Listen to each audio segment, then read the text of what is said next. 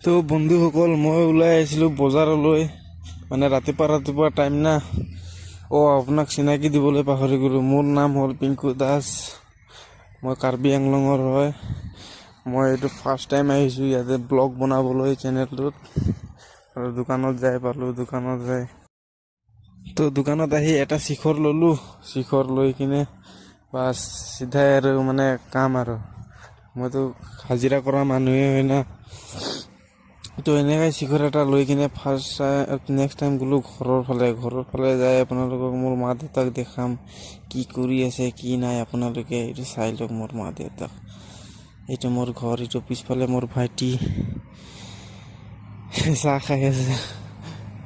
সেইটো আমাৰ বাইক। আৰু মোৰ মা দেউতা কি কৰি আছে চাওক, এইটো কিবা বনাই আছে।